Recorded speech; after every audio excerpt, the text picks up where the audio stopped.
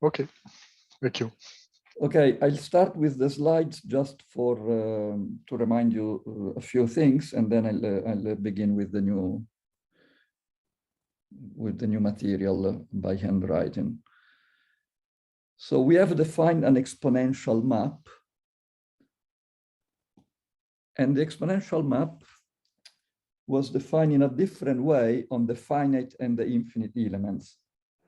On the finite elements, it was defined using the Taylor series, using the, for instance, if epsilon is infinitesimal, then it was defined by just the Taylor formula, using the fact that on infinitesimal elements, the Taylor formula gives you a summable. I mean, the sequence you want to sum is summable for epsilon infinitesimal. However, for in general, you have a decomposition of, it's written here. In general, you have a decomposition of the surreal into an infinitesimal part, a constant part, the reals, and a purely infinite part. The purely infinite part is given by the surreals with the property that all the monomials appearing in the normal form are infinite, namely bigger than one, because a monomial is bigger than one if and only if it's infinite. So this is the purely infinite part. Every surreal can be written as a sum of three components: purely infinite, real, and infinitesimal. For instance, if you have this example here, you have that the first two terms are purely infinite because omega is an infinite monomial. So then you have 4, and then you have an infinitesimal tail.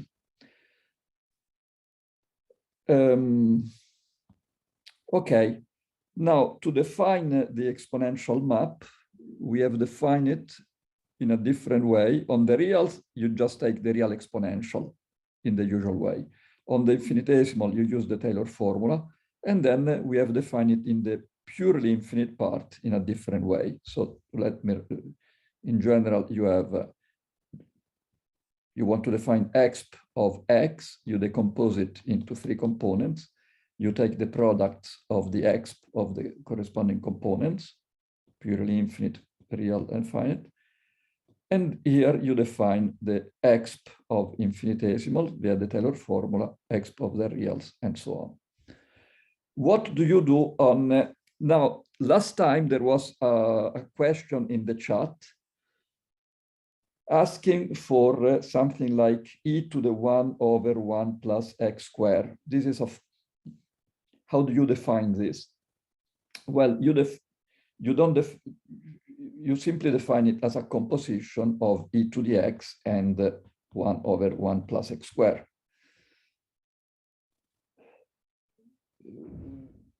But then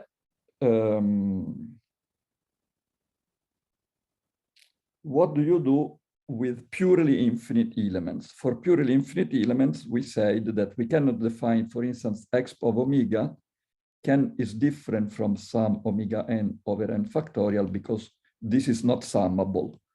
If you take this sum, pseudo sum, the terms become bigger and bigger. The tail is becomes bigger and bigger instead of smaller and smaller. So it doesn't make sense. So this doesn't make sense. So what do you do instead is you try to define exp of an infinite monomial in such a way that it's bigger than any polynomial function in M. So it's the simplest element which satisfies some growth conditions. The growth condition is that must be bigger than any polynomial in M. And similarly, in this is the first case is when M is a single monomial.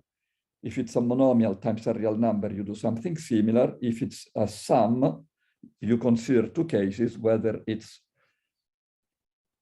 the sum is as a last term and then you reason by induction, or it is a limit. The sum is over a limit ordinal, and you do some approximation procedure considering the truncations. And then this is just to remind that exponentiation can be defined globally, unlike the sign, but globally on the purely infinite part, you don't use the Taylor series. So for instance, if you want to compute e to the omega, the normal form of e to the omega, what is it? The normal form of e to the omega is e to the omega itself, because this is already a monomial. Because recall that e to something purely infinite, this is equal to the monomials. The monomial, so in particular, e to the omega is already a monomial. And also something like omega to the omega is e to the omega log omega. This is also a monomial. Why? Because omega is not only a monomial, but all iterated logarithms of omega are monomials. This can be proved. Recall that the logarithm is the inverse of exponentiation. It requires a proof, it's not immediate, that if you start with omega, then all the logs, log omega is always a monomial. So if you compute omega to the omega, you get e to the omega log omega. Omega is a monomial, log omega is a monomial. The product of two monomials is a monomial. Moreover, it is an infinite monomial. So exp of it is exp of an infinite monomial. So it's again a monomial. And the idea is that you cannot develop omega to the omega using the Taylor formula. So the only thing you can do is you leave it as a monomial. If you cannot simplify it using Taylor formulas, you leave it as a monomial. And then we have seen that the surreals can be, you have an additive and a multiplicative decomposition. The surreal themselves can be written as infinite part plus reals plus infinitesimal. The multiplicative group of the surreals can be written also as a direct sum, can be split as a direct sum of three subgroups in the multiplicative sense. And this second decomposition is induced by exp, because if you start with exp of an infinitesimal is 1 plus an infinitesimal, exp of a real is just a positive real, and exp of the purely infinite surreal numbers are just the monomials. We thus have that every surreal number can be written as a sum of reals times monomials, but the monomials can be written as exp of purely infinite terms. So at the end, you get this normal form, exponential normal form. And this will be very important, some anticipation, when we are going to define a derivation. The key to define a derivation is to start with the exponential normal form, because eventually we want the derivative of something, an infinite sum like this, to be the sum of Re e to the gamma e derivative of gamma I. Right? So we want the derivative to be compatible with exponentiation. So the derivative of e to the gamma is going to be e to the gamma derivative of gamma. And so this is the formula we want to achieve. Unfortunately, this is not inductive. Why is not inductive? Because what is the basis of the induction? there is no basis. This is a property of the derivation, but there isn't really any place where to start, except if you are working into a subclass of the surreal numbers. In case you are working, let me add another slide here.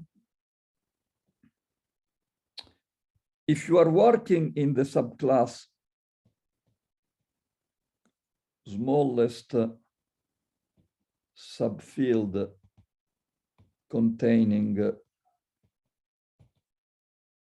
the reals and omega enclosed under exp log and infinite sums, of course, when they are defined, namely infinite sums of summable families. In this case, the definition that I just gave is indeed inductive. No, there exists a unique derivation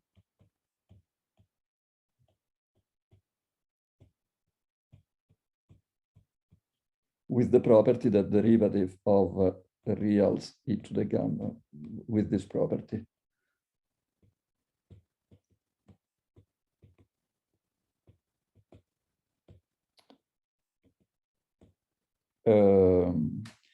Okay, and what is the basis in this case? The basis of the induction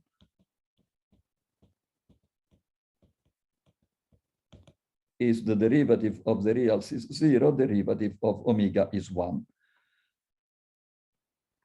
And then, of course, it turns out that the derivative, for instance, of logarithm n times of omega is going to be 1 over the product for m less than n log m times of omega. This follows from the property of any derivation compatible with exp, namely any derivation such that dEx equal Ex times the derivative of x will satisfy necessarily this formula for the logarithms. Recall that a derivation is an additive map satisfying Leibniz rule. Derivative of x times y is derivative of x times y plus x derivative of y. You also want our derivation to commute, to distribute over infinite sums. So on this subclass, the bracket of omega, everything, there is a unique derivation, everything is clear. Well, not really clear. There is something slightly difficult to prove, indeed.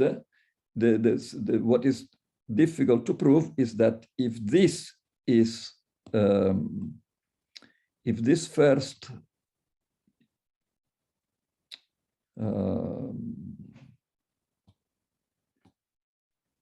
what is slightly difficult to prove is that if this is summable,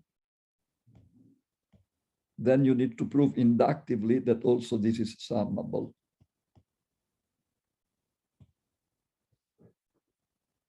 Which is not immediate, right? Actually, it's a proof which is similar in spirit to the proof of Neumann's lemma, but it's more complicated.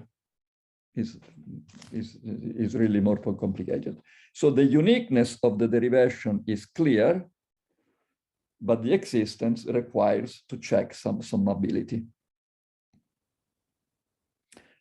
Okay. Then we have already mentioned that the surreals with the exponentiation that we have just defined is a model of T-exp.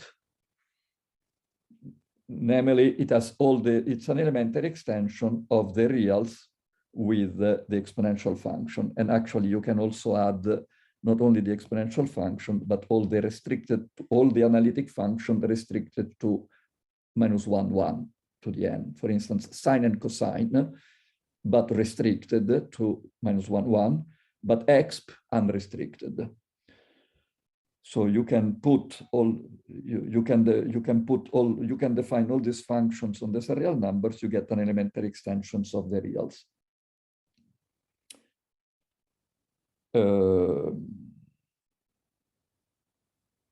Okay.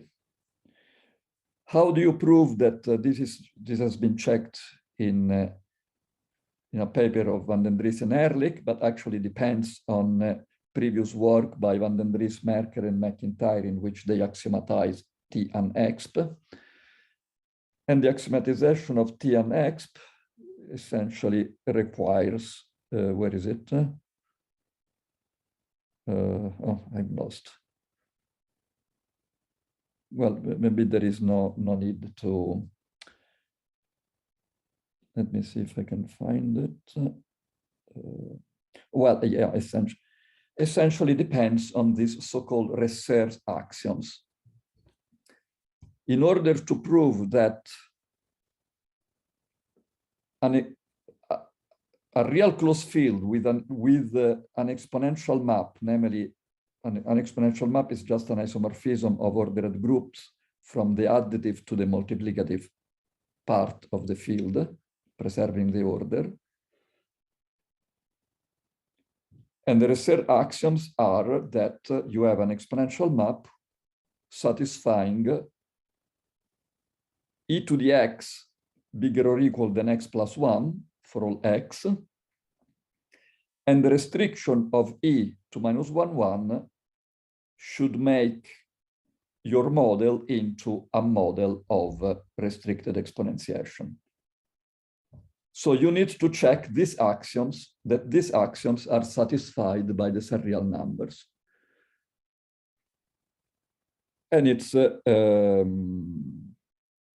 the fact, the second property depends on the fact that we have defined the exponentiation of finite elements using the Taylor series, and by the work of Van den Dries, McIntyre, and Merker on the elimination of quantifiers for Tn, one can check that this is sufficient to make it into a model of restricted exponentiation. And for the global exponentiation, you just use you use this fact. Exercise for the students.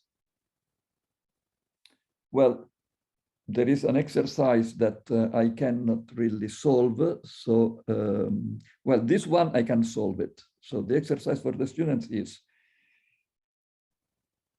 these axioms 1 and 2 imply that e to the x is bigger than x to the n for all x bigger or equal than 4n squared. This is easy. Probably it's true without the 4. Actually, it should be true, but I don't know. I mean, it should be easy, but I don't know how to do it. With the 4, it's rather easy. You just use the fact that, how do you do it? So you want to deduce from this, you want to deduce this, right? So in particular, for x infinite, e to the x grows faster than any polynomial. Well, I just leave it to you as an exercise. With the 4, which is easy, without the 4, which is probably just as easy, but right now I don't know how to do it. But the idea is that e to the nx equal e to the x times e to the x n times, and each of them is bigger than or equal than 1 plus x. So this is bigger than x to the n. So, and then you have to adjust things, because here you don't have x, but you have nx. But of course, you can work to do it properly. You observe that this is less than e to the x squared if x is big enough. And then e to the x squared bigger than x to the n implies e to the x bigger than x to the n over 2, right?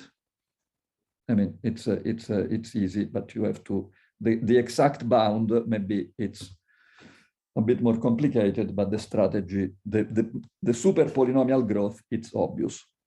So all these properties hold for the Surreal numbers, and therefore the Surreal numbers are a model of the exp.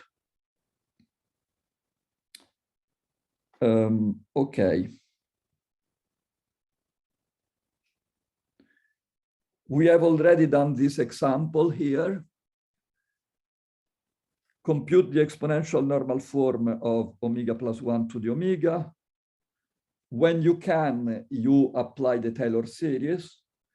And when you are stuck, you end up with monomials. So omega to the omega is a monomial. It cannot be further developed. E to the omega minus 1 is also a monomial. And so at the end, you end up with a normal form, which is a sum of monomials times real numbers. A more complicated example, which was in the new slides, but I lost it, so it doesn't matter.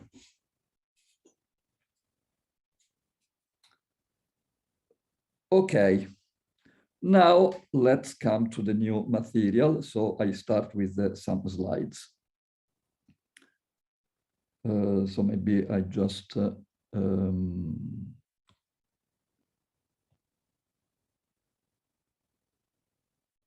this was just a reminder of what we did last time.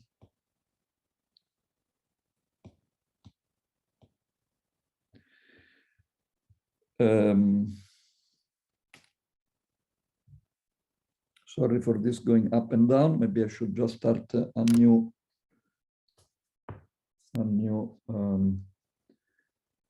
this is not what I wanted to do, but unfortunately I lost the, what happened?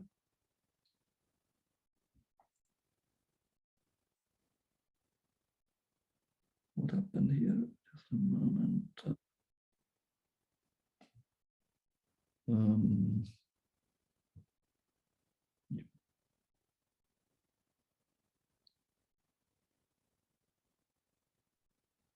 You don't, do you see the, no, you don't see it anymore, right? Yes, you are not sharing your screen anymore.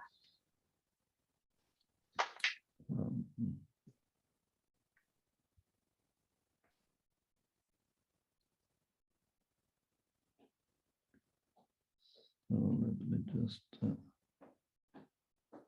go again here.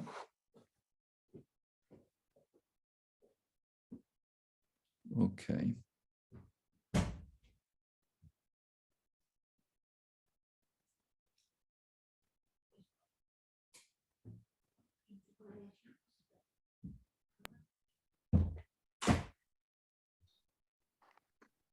Okay.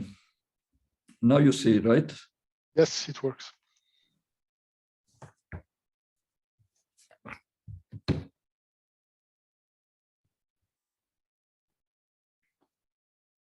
Let me start just with new slides.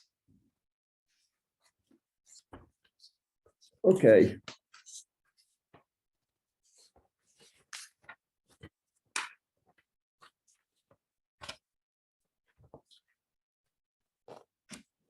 Now, logatomic numbers. Logatomic numbers. So X is logatomic if for all n log n times X is a monomial.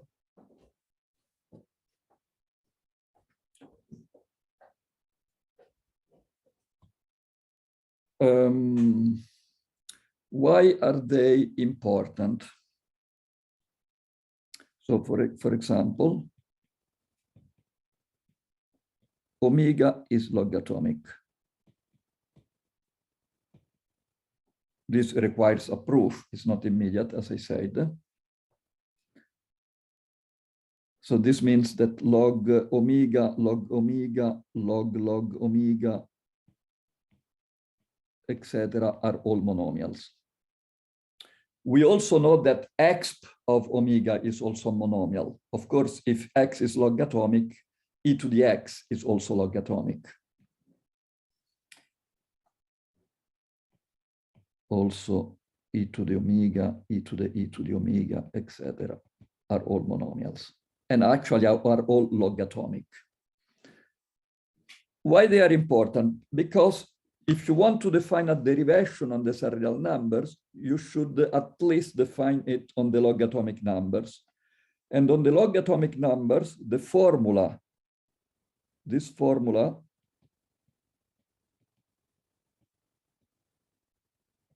gives you essentially no information except for the fact that dx is derivative of x is, if x is logatomic, it means that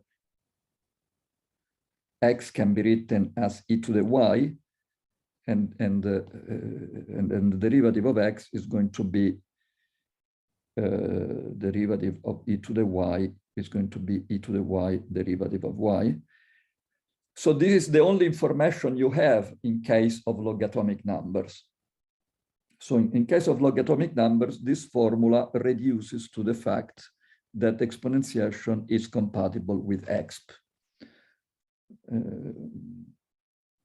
So let me write it again in this form. E to the y, you said, is x, and derivative of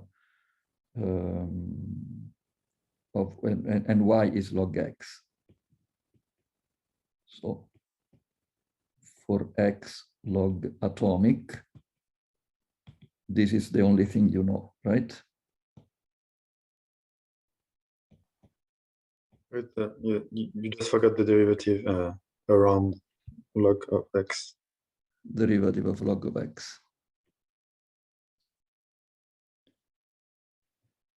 Okay. In some cases, so exp, let me write exp log z omega is just the set consisting of all the log n omega for n in z, with the convention that log of a negative log of minus k is exp n times of omega, of k times. Okay, these are all logatomic. On these particular logatomic elements, there is no problem. You know what to do, because the derivative of, at least if n is positive, we already mentioned that the derivative of log n times omega is 1 over the product for m less than n log m times of omega. So if the only logatomic numbers were of this particular form, all the logs and exp of omega, then we could define a derivation easily, except for proving some summability problem, summability of certain sums. But in general, there are many more logatomic numbers than this in the surreals. So we have to decide what to do with the other logatomic numbers. Okay, but let me first isolate some interesting subfields of the surreals in which the only logatomic numbers are these ones. And they are essentially the Transseries and the related fields. So now I'll go to the Transseries.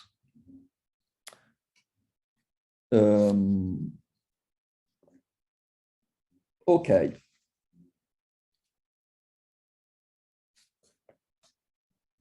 A convenient way to introduce various versions of Transseries is through the notion of branch.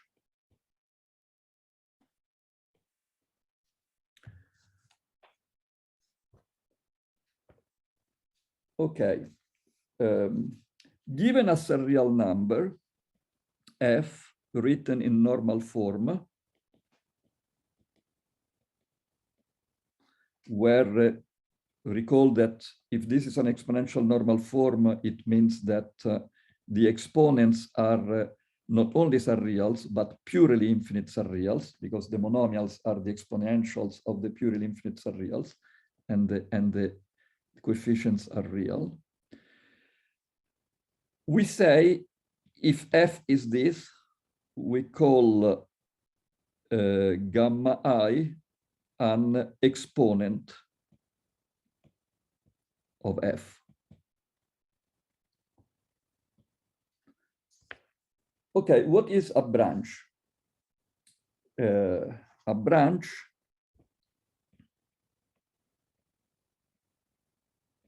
of f is a sequence of is a countable, is an infinite sequence Bn of surreals such that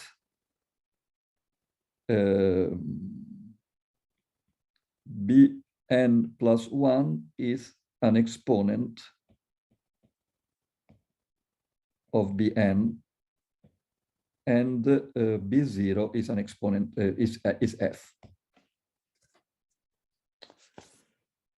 So for instance, example, if you have f equal, I don't know, omega square plus omega plus e to the minus omega. Okay, these are three monomials. This is also a monomial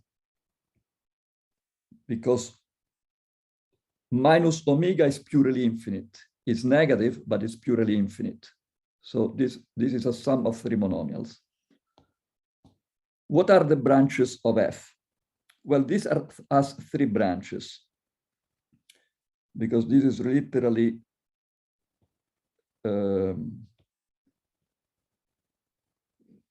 omega square is the normal form of omega square is e to the 2 log omega plus the normal form, the exponential normal form of omega is just e to the log omega,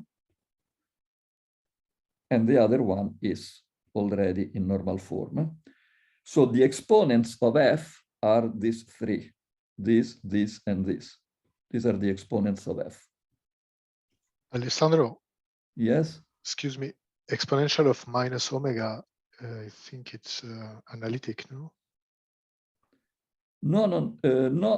It's the result is infinitesimal, but the input is not infinitesimal. Minus omega is infinite, negative but infinite. Okay, sorry. So e to the minus omega is a monomial, is different from some minus omega to the n factorial. This is not summable, this one, because it's minus 1 to the n. Omega to the n is not summable.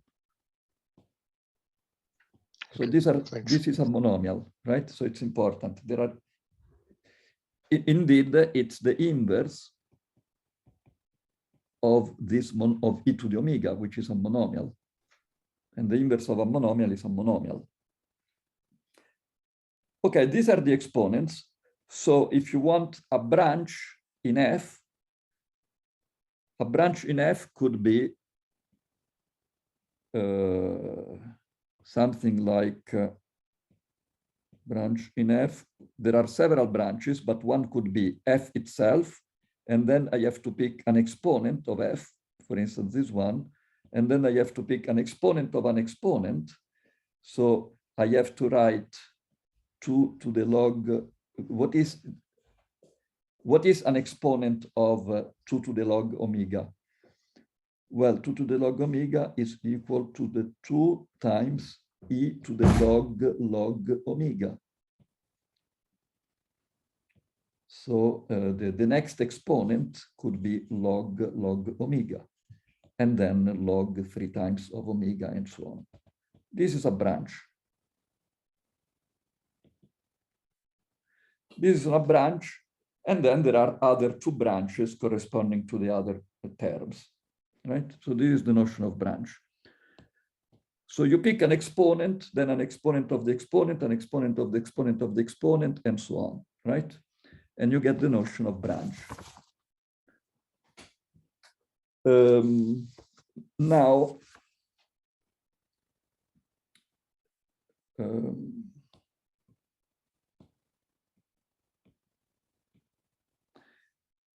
exercise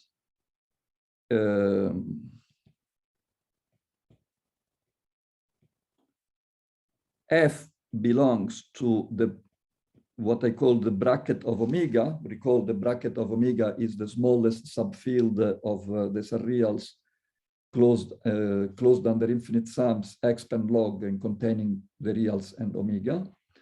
If and only if every branch of f reaches or enters, reaches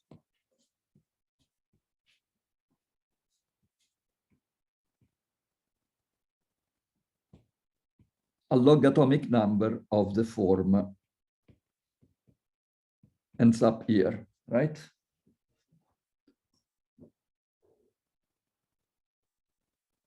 Which is a particular subclass of the logatomic.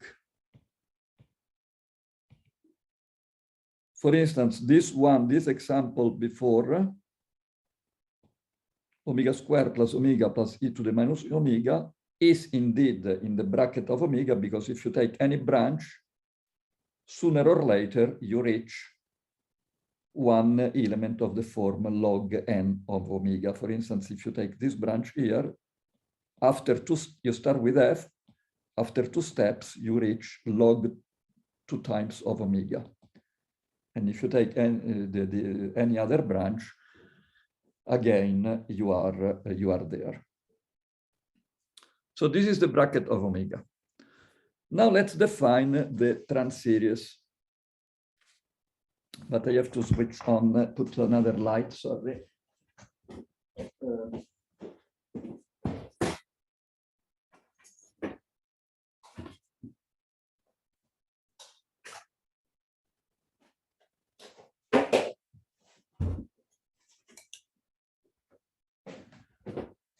Now I can define the Transseries.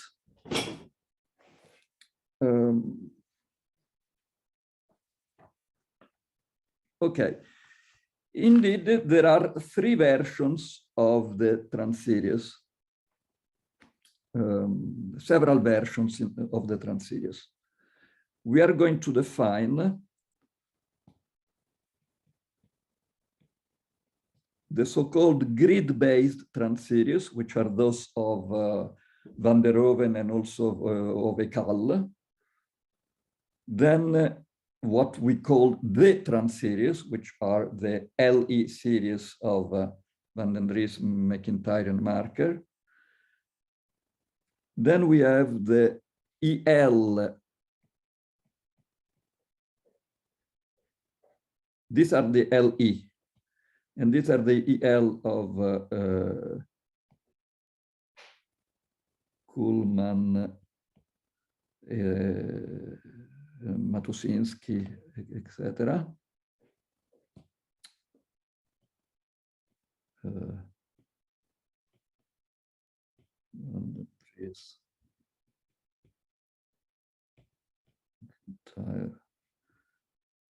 Marker.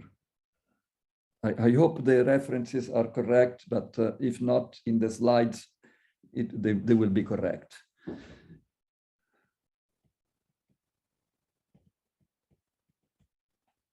And I'm going to see all of them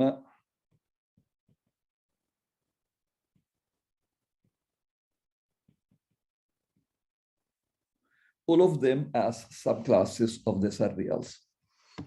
Okay, let's start. And of course, they are all contained, not only in the surreals, but they are all contained in the bracket of omega.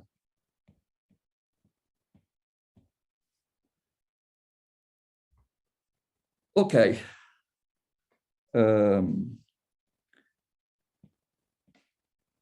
F is in the Kuhlmann version of the Transseries if and only if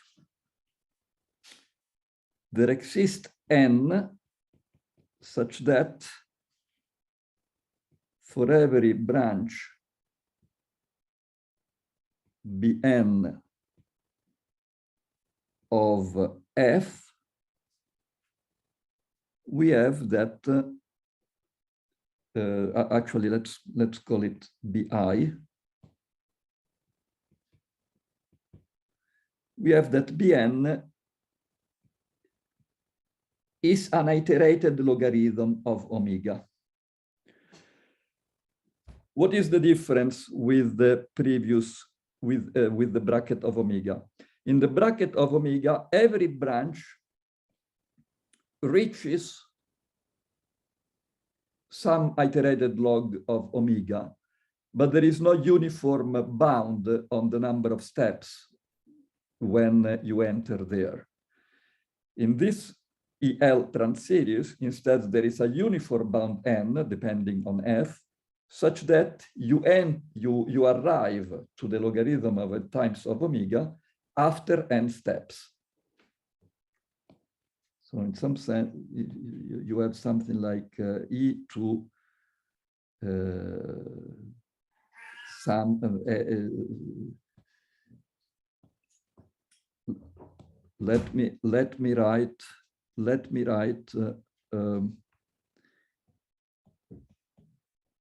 1, T2, etc. as a shorthand for T1 plus T2 plus etc.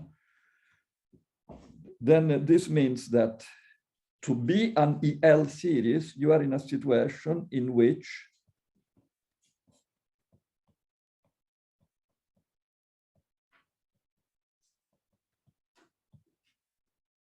after n steps, in this case 2 steps, all the leaves of this tree are iterated logs of omega. So there is a uniform bound. I hope this is clear, so I can erase this mess here. Sorry for the recording. F is in T if and only if there is a double uniformity.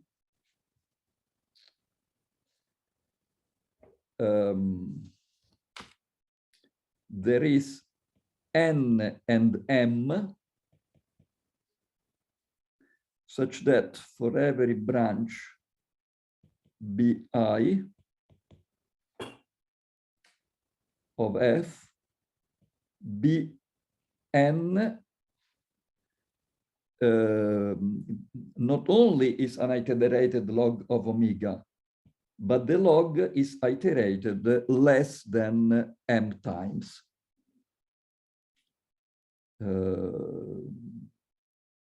So let me write Bn is log k of omega for some k less than m. So there is a depth, a bound on, for instance, example, summation of log n times of omega is in TEL, but not in T. So this is omega plus log omega plus log omega plus, etc., etc. Am I saying it right?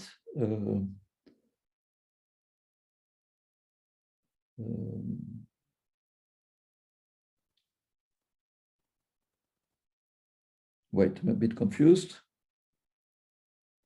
Is this correct?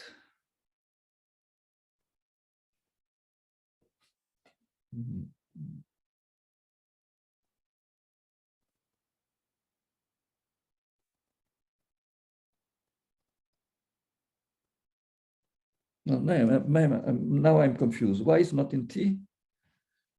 Help me, please. Is there somebody in the audience that can help me? It's just because in T, the number of iterated logs should be bounded.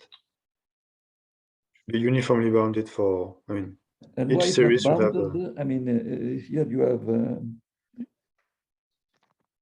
You can right, always find an iterate of log, which Yeah. gives you a branch bigger than any m.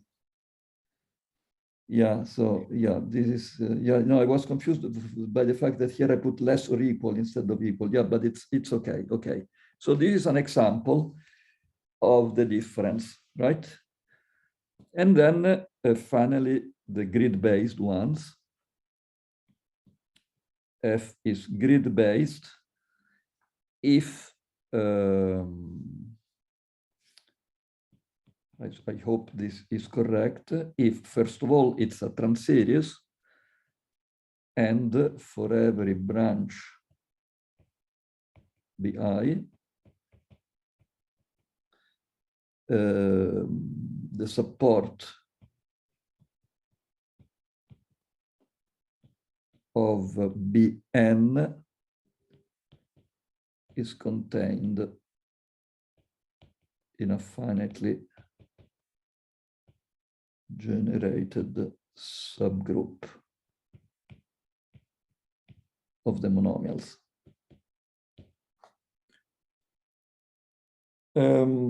Okay, so you immediately see the picture. So it's a very easy definition of the Transseries inside the Surreals. This is one thing that I like about the Surreals, that allows you for such an easy definition of the several kinds of Transseries that have been studied. We will see that there exists a unique derivation here. There is, let me anticipate the derivations.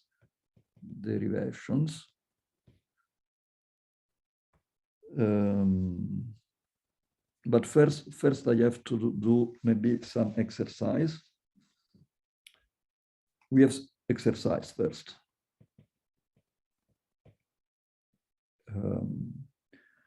Okay.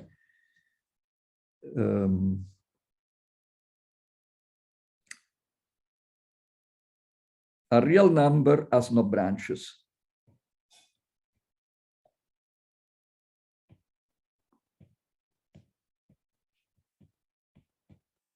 No, because a real number R is RE to the 0. 0 is the empty sum. So there are no exponents to be taken. R has no exponents. So the only exponent is 0, but 0 has no exponents. So you stop after one step.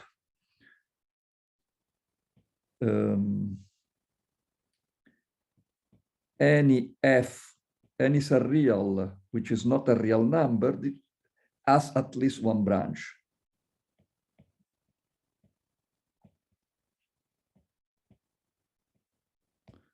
Why? Because it has at least one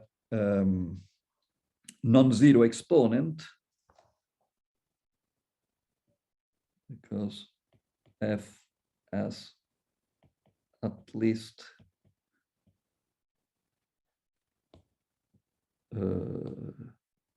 one non-zero exponent, gamma. Recall that gamma is purely infinite. Recall that 0 is also purely infinite. The purely infinite numbers are the numbers whose support is contained in the infinite monomials. But if the support is empty, it's certainly contained in the infinite monomials. So 0 is also purely infinite. But in any case, if this is non-zero, so if you take f, which is non-real, then it has at least one branch. Why? Because it has at least one non-zero exponent, and such an exponent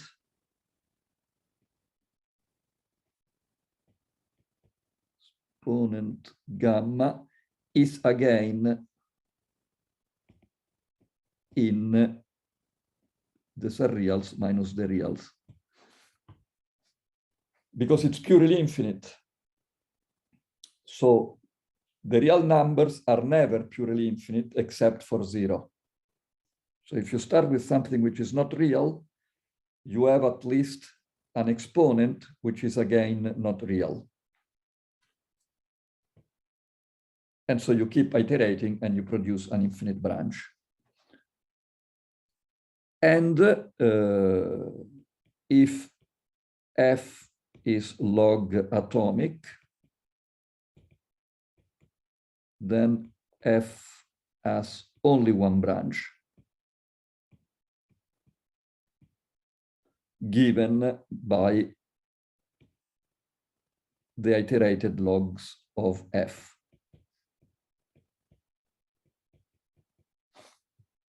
Because if it's logatomic, it's a monomial, its logarithm is a monomial, so it's not a sum. And so you can only pick one exponent, and again, you iterate.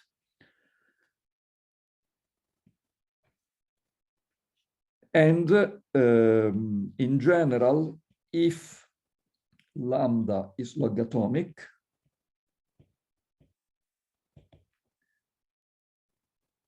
then plus or minus lambda to the plus or minus 1 has only one branch. And these are the only examples of, for instance, example, e minus e to the minus omega has only one branch.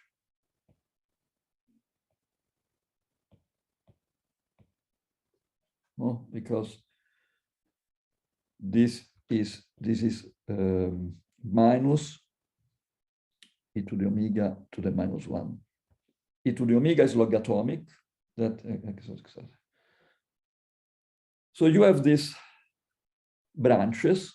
So these branches can be thought as branches in a tree, in a forest.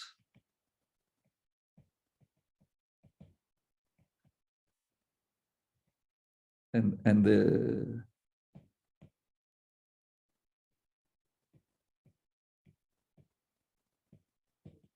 so no, you write the exponents in normal form and you keep going and you get the various branches, but sometimes you stop because you reach a real number and then you cannot go further. And where are we? Okay, so we have a characterization of the Transseries in terms of the behavior of branches. So let me do another example, something like this. Exp n times of omega. Then you put, you cannot take the sum because it's not summable, but you could put a minus here, so it becomes, and then you put an exp. And this is again exp of this is summable. So it is a surreal, but it's not a Transseries in any sense, I would say. Is not a Transseries even in the Kuhlmann sense, which is the largest class, because there are too many nesting of exp and log, right? So Kuhlmann allows unbounded nesting of logs, but not of exp.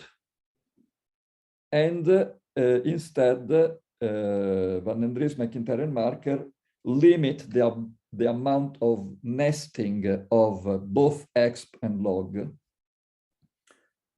But instead, in the bracket of omega, we don't bound the nesting, but still, the bracket of omega is properly contained in the surreals, just because in the surreals there are more logatomic numbers. But this number, which is not a transseries, is a omega series, right? Which this is an omega series, right? Yes. Okay. Right. This is an omega series. Okay. Good. Thank you. But it's not a transseries. But it is an omega series because it's constructed starting from omega. We will see that there are logatomic numbers lambda between omega and e to the omega. And this lambda is necessarily not in the bracket of omega.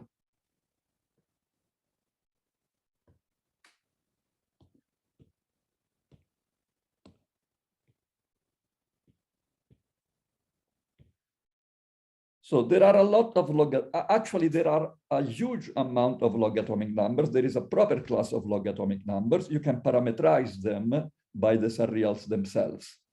So let's take a look at what are the logatomic numbers, the logatomic numbers. And so you have a big problem. You know, if you want to define a derivation on the surreal numbers, you have to decide how to define the derivation of the logatomic numbers.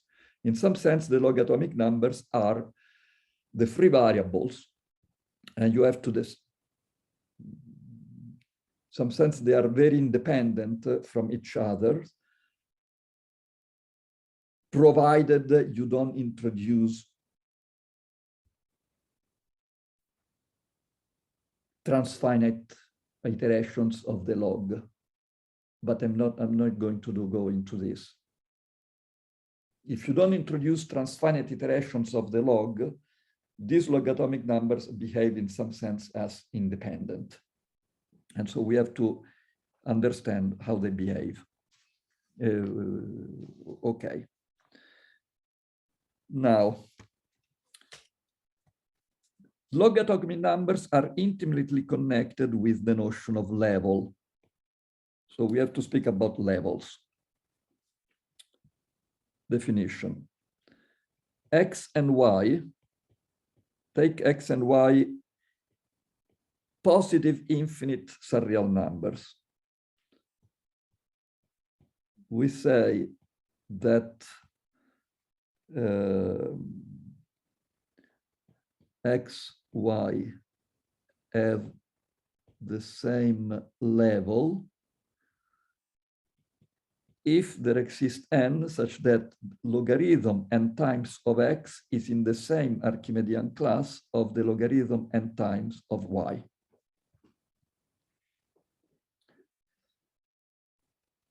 Okay. For example,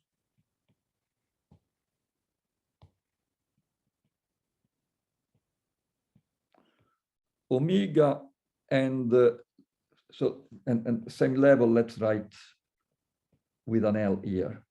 X has the same level of y. For instance, omega has the same level as omega squared. Why? Because if you take the log omega is in the same Archimedean class of log of omega squared, because this is just 2 times log omega. Right? On the other hand, omega and e to the omega have different levels. No? So one is bigger than the other. So they have different levels.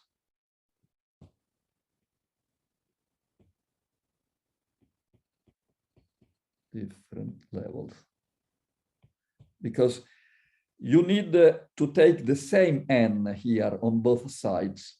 So if you take the log only on one side, of course, they became in the same Archimedean class. But if you take the same number of logs on both sides, you never end up with two elements in the same Archimedean class. So if you take the log, you get log omega and omega, or log of log omega and log omega. They are always in different Archimedean classes. Okay, now the levels are connected to the logatomic numbers because there is exactly one logatomic number in each level. Theorem exists exactly one log atomic in each level.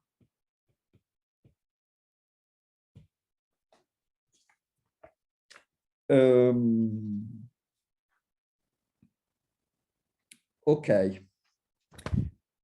The levels partition, if you have the logatomic numbers,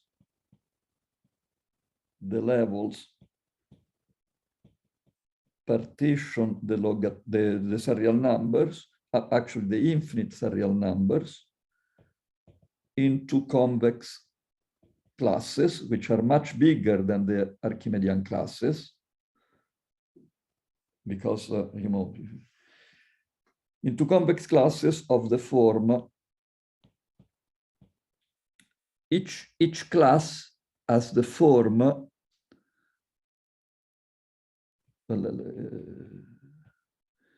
of the form union for n in n of the interval, closed or open, doesn't matter, exp n times of 1 over n log n times x on one side, and on the other side, exp n.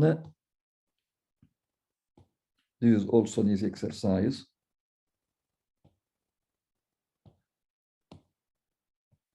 N times log n. So you take n times exp and n times log. So in principle, if you just do that, you end up to the same place you started with, but you put 1 over n here and n here. And this actually, probably it suffices to put 1 over 2 and 2. I guess it's equivalent. I suppose Vincenzo should be equivalent, right? It's not necessary to quantify over that n. Because if you increase n, I think it's equivalent to say this way. You take x, you take n times the logarithm, you divide by 2, and then you take x n times the exp, or you multiply by 2 and you do the same. So these are the elements here. This is an easy exercise that the elements in these intervals have all the same level, because if you take n times the log, then they are clearly in the same Archimedean class, right? And these are exactly the classes giving you the levels. Now,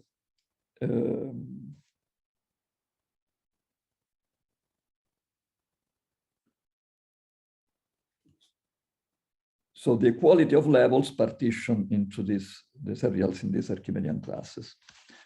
So you can parameterize the levels as follows.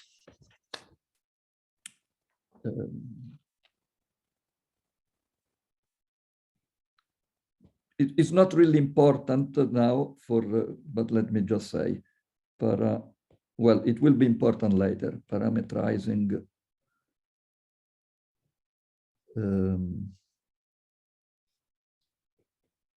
the levels, or actually the logatomic numbers. The logatomic numbers. So by induction on simplicity, you can define a function lambda from surreals to logatomic.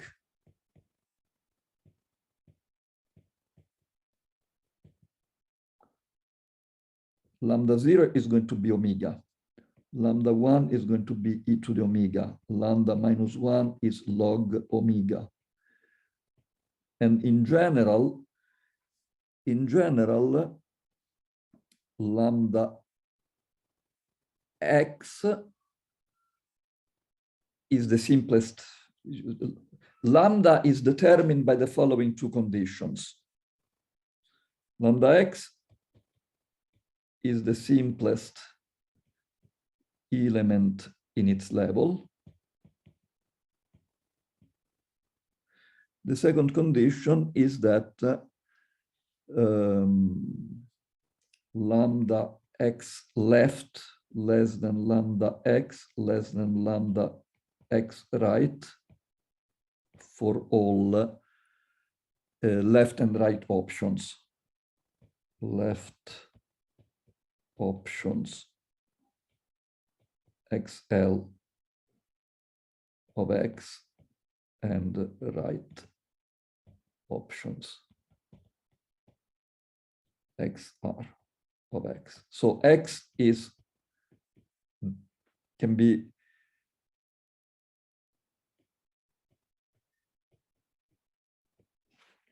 X can be represented in using the left and right options. Remember that the left options are simpler than X in the binary tree and less than X.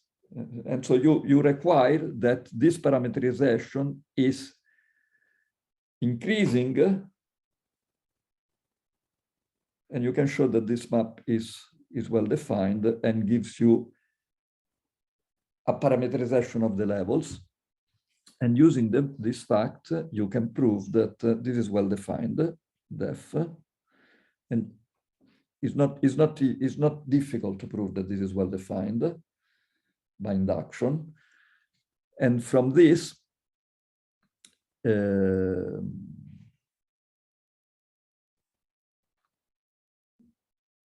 the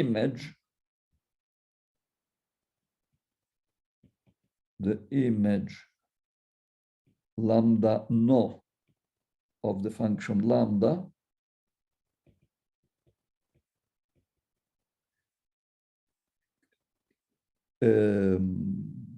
coincides with the logatomic numbers and contains one and only representative of each level.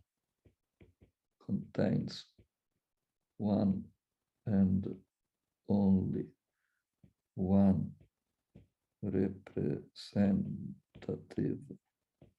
of each level and coincides with the logatomic numbers.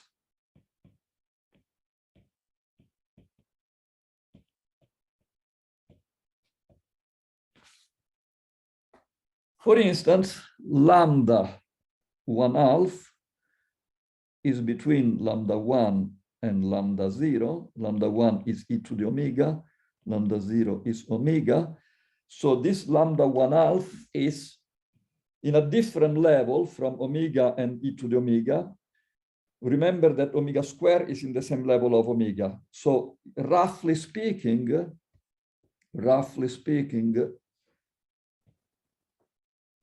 lambda 1/2 should be thought as maybe, let me put double question mark here because I'm not really sure, should be thought as a compositional square root of e to the omega.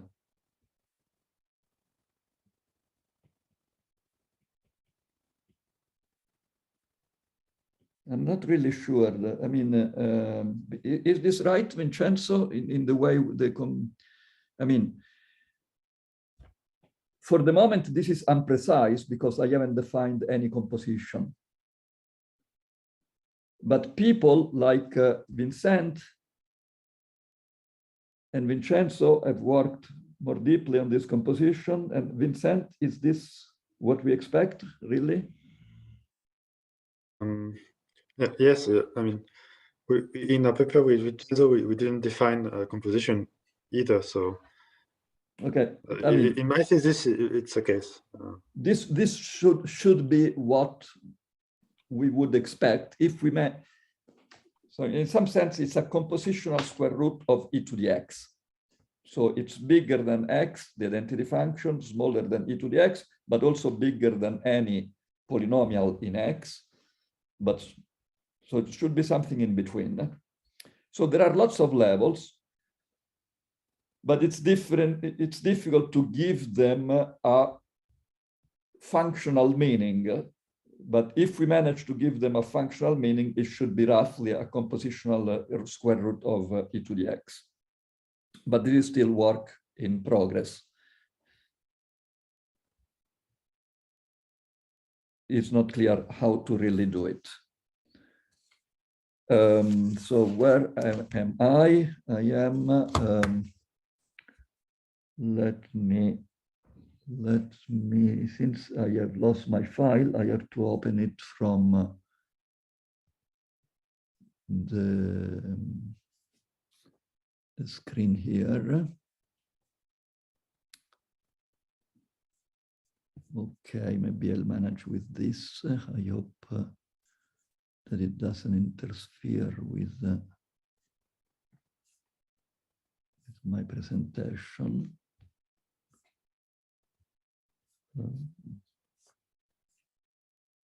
No, I cannot see both.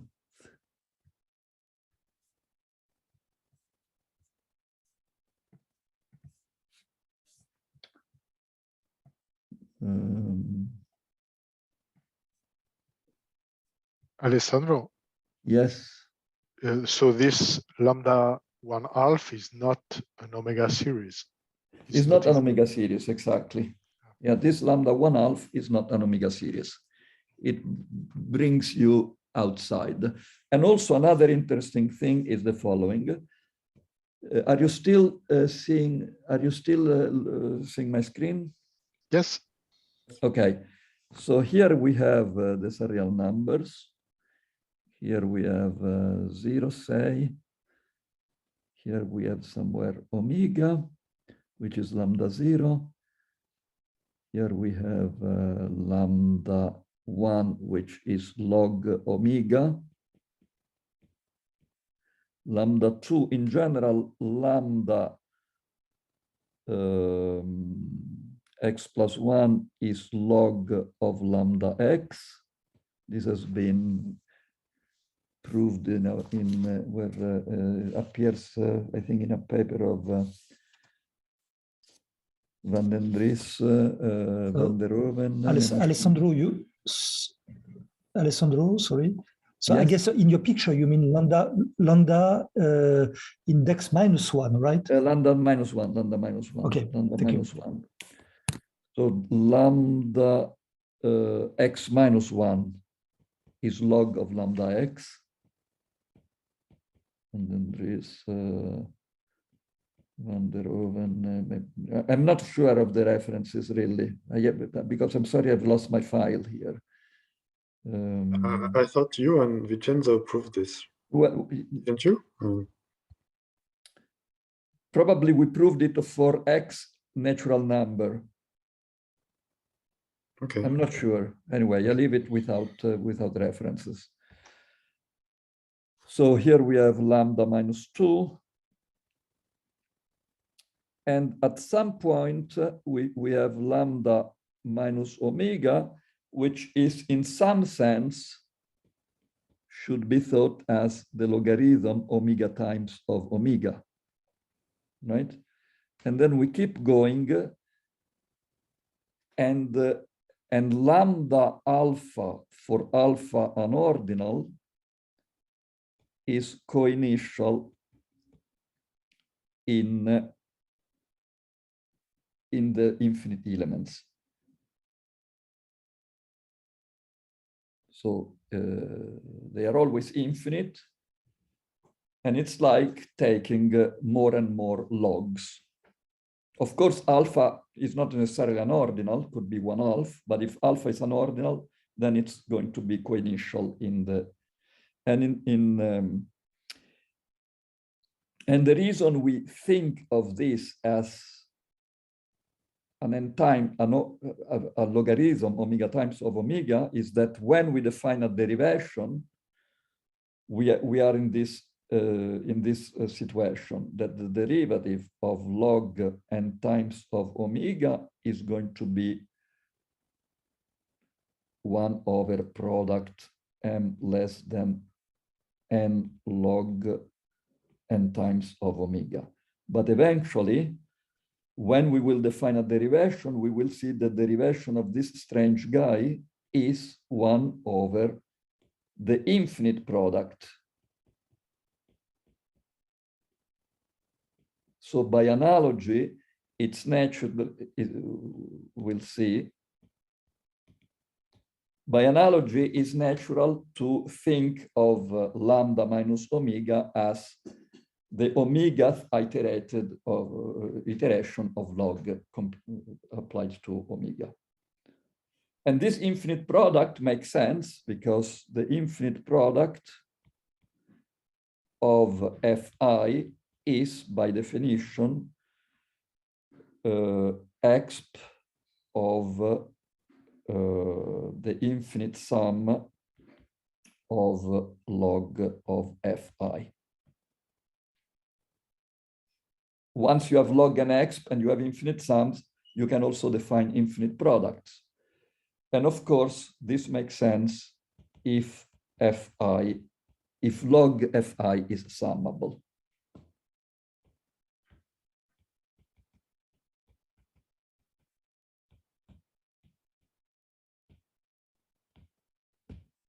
So you have a notion of infinite sum, infinite product as well. And so you can introduce, and then we will see that we have a derivation, and the derivation of this strange guy, lambda minus omega, is the same that you would expect by analogy for an iteration of log, a transfinite iteration of log.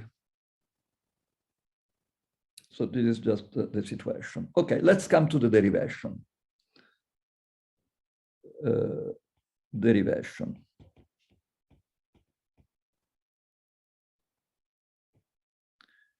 Okay, now I am a bit improvising because I don't have my file. I mean, I should be able to open this. Okay, I do have my file, but I cannot understand. I cannot watch you and my file simultaneously.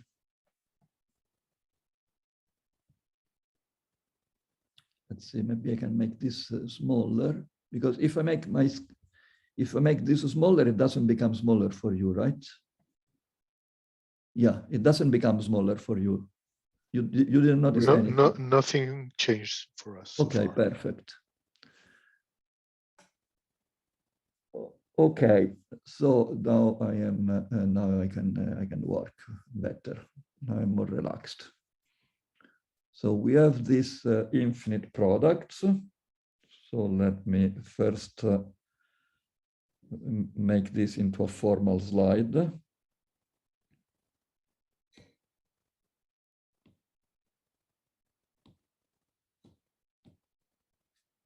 Infinite products.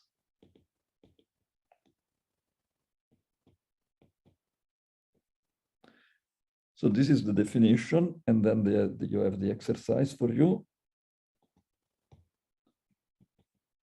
Exercise.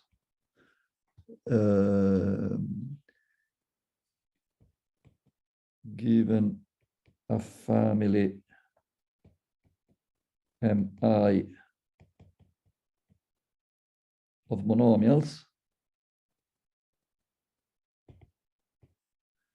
the infinite product is a monomial. The infinite product of monomials is a monomial. Actually, it's very easy, no? Because Mi, since it's a monomial, is going to be e to the gamma I, And of course, the product of the mi with gamma I purely infinite, this is going to be e to the sum of the gamma i's. And the sum of purely infinite numbers is purely infinite. So I already solved the exercise for you. And if m is a monomial and r is a real number, m to the r is again a monomial. And again, this is also easy because m to the r, m is e to the gamma for gamma purely infinite. And m to the r is e to the gamma to the r, which is equal e to the gamma r. You can check. And this is again purely infinite. Okay, so the monomials are not only a subgroup, multiplicative subgroup, but they are also closed under real powers and infinite products. Alessandro? Yes. Sorry, for the first exercise, don't you ask the family of monomials to be reverse well ordered? Or?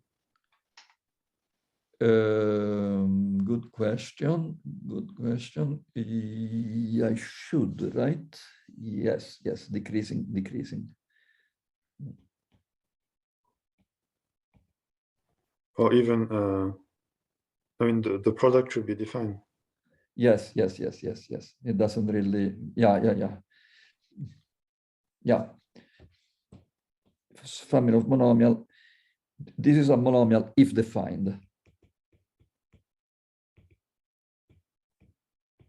The product of monomials, of course, you cannot take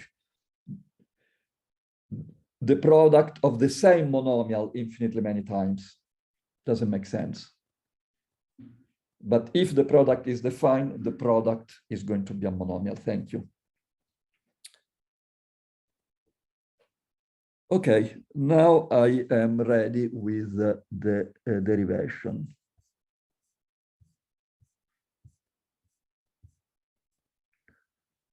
Okay, what kind of derivation we are looking for? We are looking for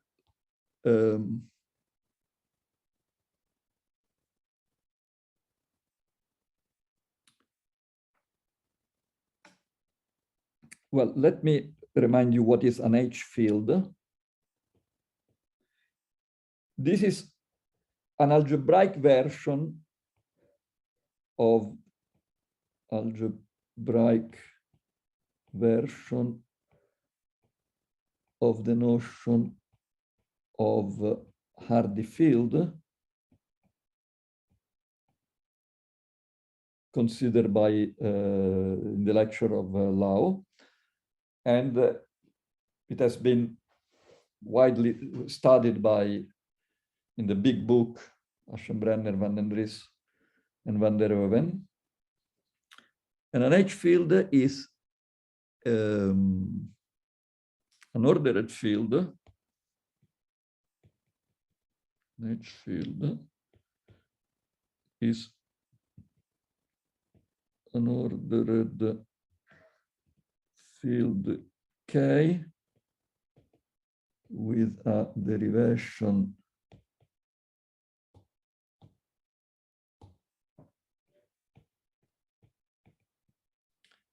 delta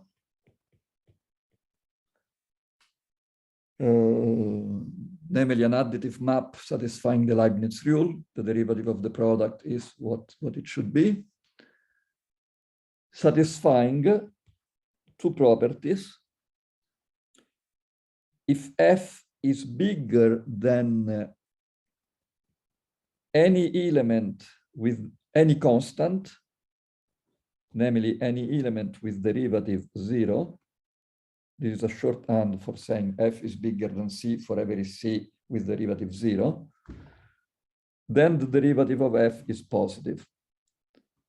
And the second property is, let me write it in this form, big O equal care of delta plus mu where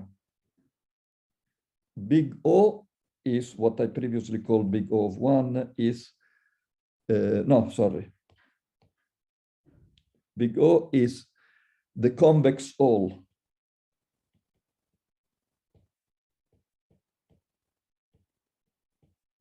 of the kernel of the constants, and mu is the maximal ideal.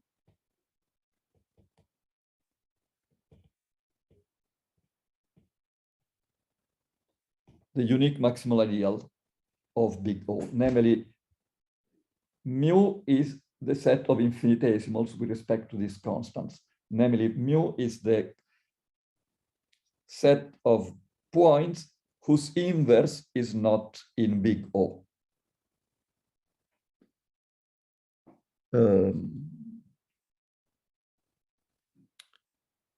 And the point 2 says essentially that every finite element is a constant plus an infinitesimal. Example. Sorry, let me just make a remark.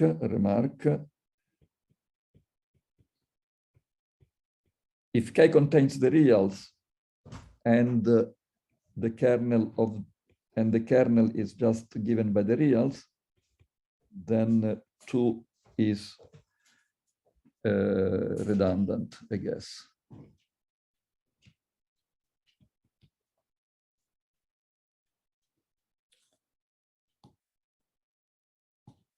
Exercise. So this is the notion of H field. Let me make an example. The example is the rational functions ordered by the order obtained by letting the x go into infinity, essentially. And the derivative is the usual derivation. The derivative with respect to x. And if you have a bounded function, a rational function is in big O. For instance, this one, this is something like minus 1 over x plus 2. So this is in big O because it's bounded by a constant, it's bounded by 2. And indeed, it is equal to a constant, namely 2, plus an infinitesimal, namely minus 1 over x.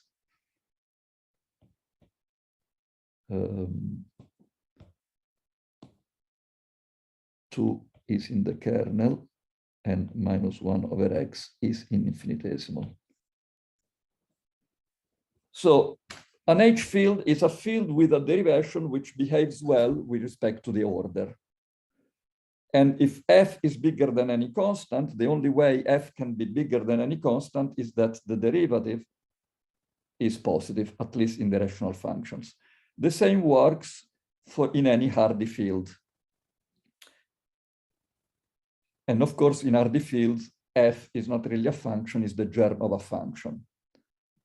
So let me just write it here. Any Hardy field is an H field.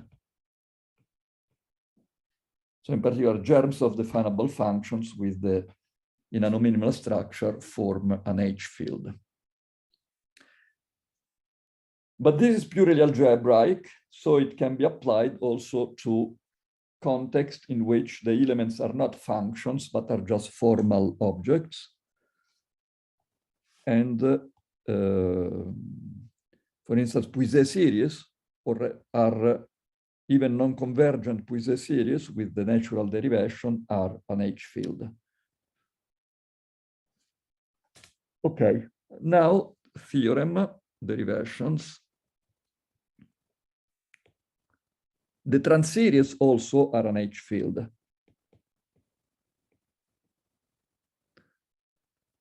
The main theorem is the following.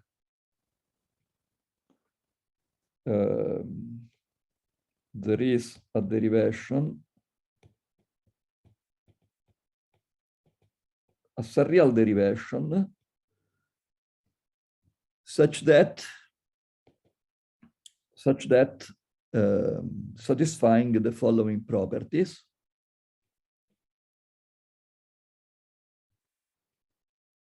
Zero, 1, 2, 3, 4.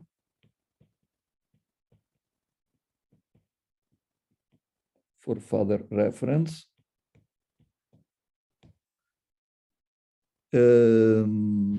Derivative of omega is 1. Derivative if x is positive infinite, the derivative is bigger than 0. The kernel is thus given by the reals. The derivative of e to the f is e to the f derivative of f. And if derivative of an infinite sum is the sum of the derivatives.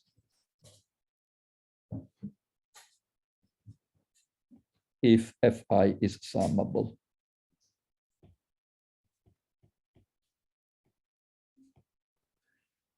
And notice that this automatically implies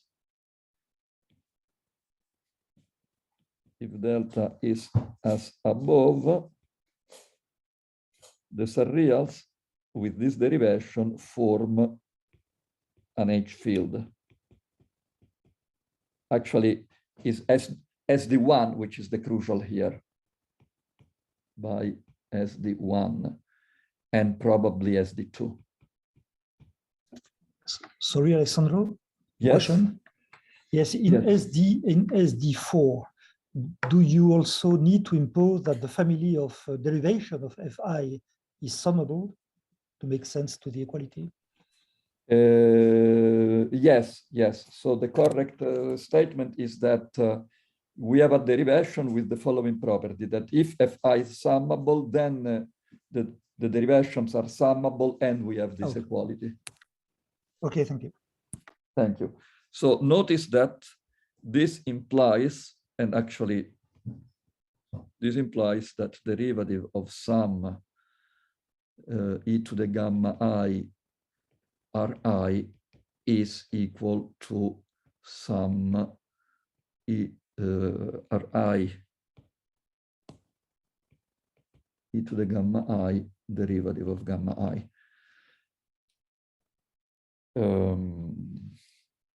So actually this single equation probably captures all points except for 0 and 1, right? Yeah, this captures 2, 3, and 4. Okay.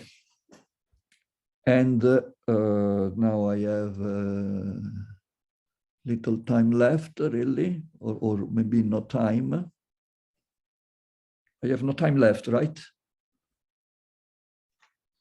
3 minutes. 3 minutes? No, 2 minutes, I think.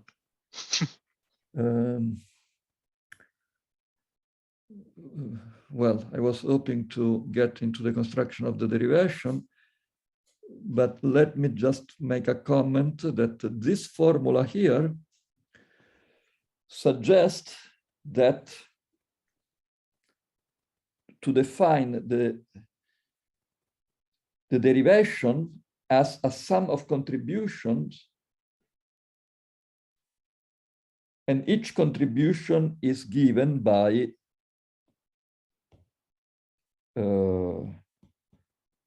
a contribution to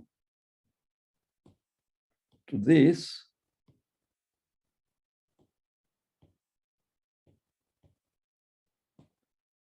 equals Ri e to the gamma I times a contribution to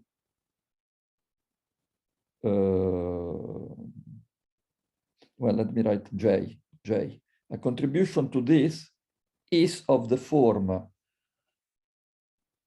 some term for some j times a contribution to the derivative of gamma I, which is here. So then we have to define exactly what these contributions are, but maybe I'll stop here, and next time we try to define, or Vincenzo will try to define the derivation, and the key thing will be to define the derivation of a logatomic number and to decide what to do with the logatomic numbers, because they are not really independent. There are some constraints which depend on the order, and there are subtle constraints that you should satisfy. Okay, let me just stop here. Thank you, Alessandro. Thank you. Okay.